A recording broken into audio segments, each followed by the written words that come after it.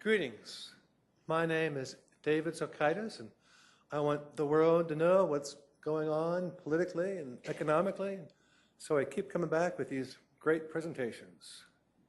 Today we're on drug prohibition, and this is part 2 of a 3-part mini-series. All right, too much for one day, so broke it up a little bit. All right. Now, if you look at a problem, you need to scale it with other problems just to know how big it really is in essence.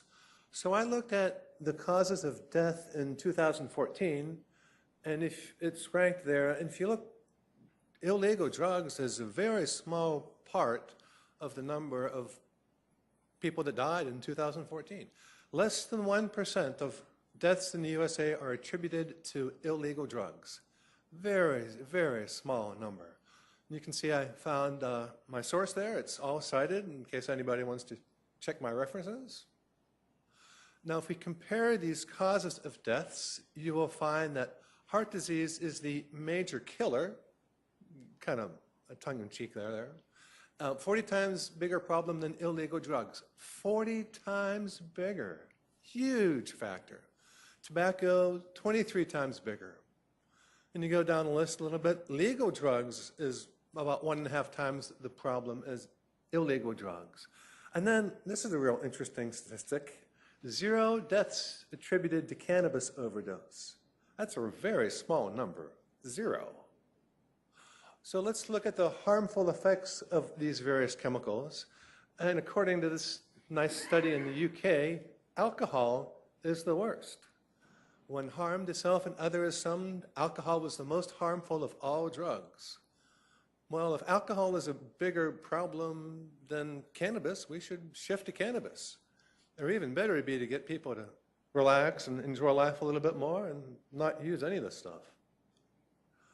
Now, if you want to look at alcohol and cannabis, it's good to look at the effect on teenagers. They're a little bit more vulnerable. Their bodies are still growing. And I found a reference here and just checking it out. And this particular pediatrician says that cannabis is probably a little bit safer.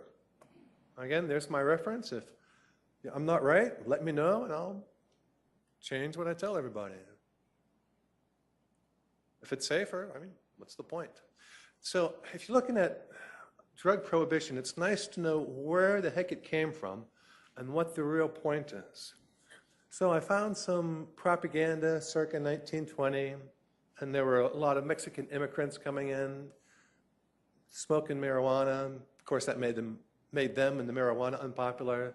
There was some competition with different sources for paper. People don't like that if they're established. Pharmaceuticals don't like the competition. So it looks like there's some corporate greed that might be in the works here. Well, and here's a real major demagogue, an important political figure for 30 years in federal drug prohibition, Harry J. Anslinger.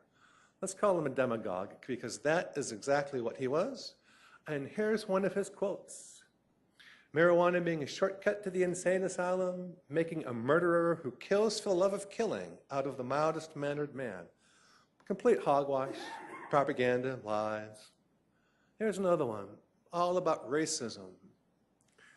Talks about Negroes being a source of satanic music, and if you smoke weed, you're going to want to have sex with black guys. That's his quote. Now, John Ehrlichman, Nixon's policies chief, was no better.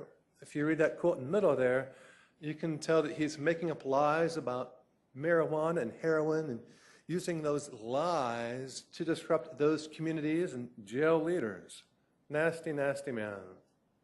So the real motives for the war on drugs seem to be all about power politics, racism, hate, fear, nothing about public safety whatsoever. It just was never part of the picture, and it's still not the current motivation for the war on drugs.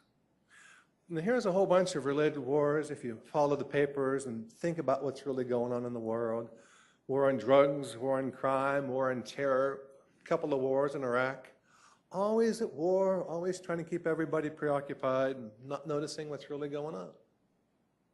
Well, you know, it's a 3-part mini-series, and this is the end of part 2. And as always, try to enjoy life.